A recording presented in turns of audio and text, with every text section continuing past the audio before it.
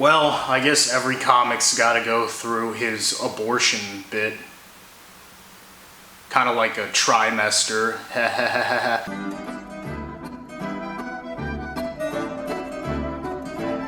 So up next on the cancel culture hit list, Roe versus Wade, the landmark 1973 Supreme Court case which determined that any woman could get an abortion procedure without being harassed by the state. And now the Republican judges, the caped pigs over in the Supreme Court, those 9 ugly old cunts who think they have power over us, are going to overturn that like a brand new apartment. Supposedly there was a leak from the government, kind of like how that blue-haired chick leaked all over my bed sheets. It was an accident. An article from the Wall Street Journal correctly asks, cui bono? Who benefits? And the answer is, drumroll please, doomsdayers and cultists who worship a pink football that they deem a baby. Let's go! Even though nowhere in the Bible is there anything expressly going against abortion, nothing saying it's a sin, etc. The only case in which abortion is even mentioned in the Bible is God literally condoning it as a necessary medical procedure. That is Numbers 5:11 through 31. The only real ammo the Christ cucks have against you is thou shalt not kill. Oh, okay. You're against killing, huh? You know, I hate to bring this up, but what about all those unprovoked wars that you were all rah-rah for every single decade? And there are those pesky little police killings of unarmed civilians. Oh, those don't count. Nothing to worry about there.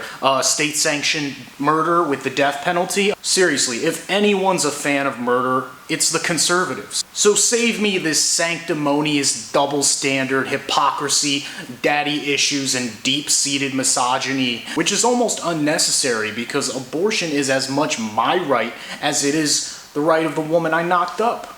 Meaning, I have the right to not be ready to have a kid so that she will make the right choice and take her womb to the dry cleaners. Once conservatives volunteer to adopt all those aborted black babies that are supposedly laying in a dumpster behind Planned Parenthood, then maybe I'll listen to their soliloquies about the sanctity of life. But let's be real, they don't give a shit about life. They don't give a shit about women. They view a woman's womb as property of the state. I mean, how sick is that? I mean, I don't even have a womb and I'm pissed off. If I did have a womb, I would walk up the steps of the Mississippi or whatever bumfuck state building is pro-banning this, and I would go up there with a coat hanger and play that fetus like a violin right on the steps. Then I would mount its vacuum-sealed head over my fireplace and glue some antlers to it.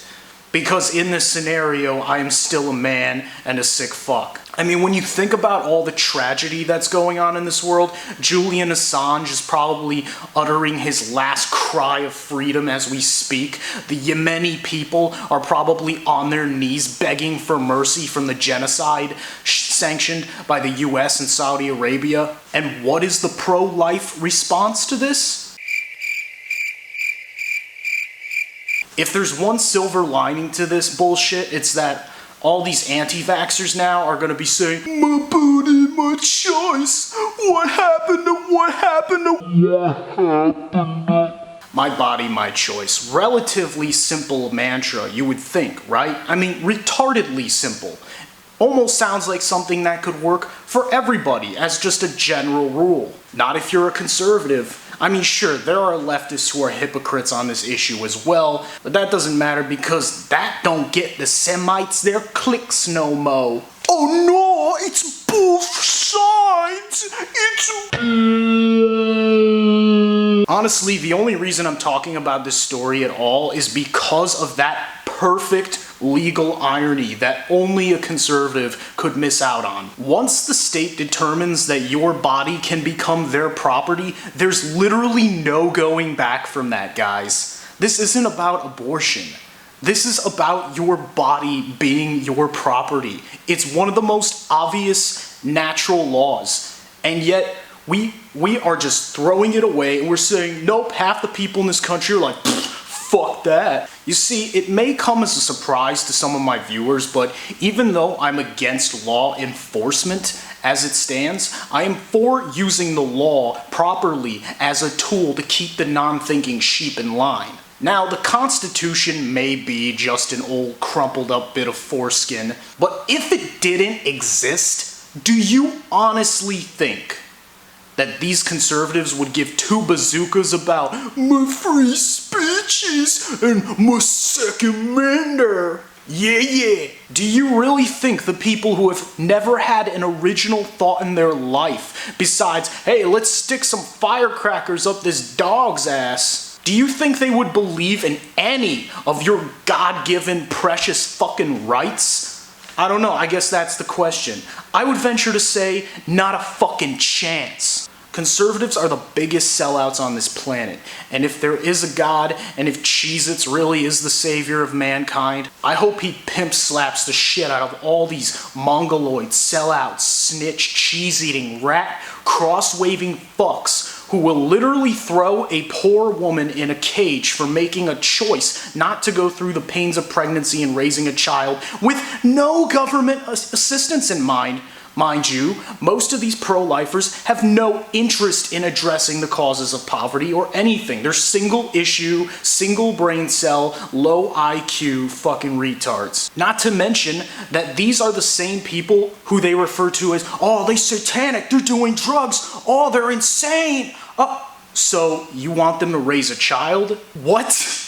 Are you gonna raise them? Oh no, that's out of, oh yeah, I'm a stepdad, bro, I'm a fuck, yeah, okay. Yeah, I know, you beat them too, even though they're not yours. You do have a claim, right? Because you put a little flag on her cooch, got it. Is the state gonna raise them? Who is going to take this imaginary person that you've projected so that you can virtue signal about what a good Christian you are? Oh yes, I'm sure you'll be the first in line in the VIP section for the second coming. But I always thought that the message of Jesus, the biggest thing that I took away from that story was don't rat on your friends. Fuck the state. Oh, but I must have misinterpreted. No, you keep going. Keep throwing people in jail for minding their own business. Keep sticking your noses in other people's affairs. But don't come crying to me when it comes back on you. When you didn't have your boosty ready and you're not in the system. And so the pigs show up to your doorstep and sick the dogs on you. What happened to my baby? Now, if you believe in bodily autonomy, liberty, freedom, any preconceived notions of humanity whatsoever, then you understand that liberty is ultimately up to the individual to decide. You can take it by force, and people should. No matter what the law says, it's completely irrelevant. Do what you're gonna do anyway. However, that doesn't mean the law is not important. Because while you can technically always say and do whatever you want, the law is there to ensure that a civilization exists in which it is beneficial to do so. So let's start taking the law into our own hands. Let's start crafting solutions and policies that work for everyone. Instead of bitching about everything, well, you know what? What am I gonna do? I'm just a fucking comic. I'm Jake Jones, and I hope this message finds you well. Please hit the subscribe button if you haven't yet. Please hit like and share this with your friends, and enjoy the rest of your day.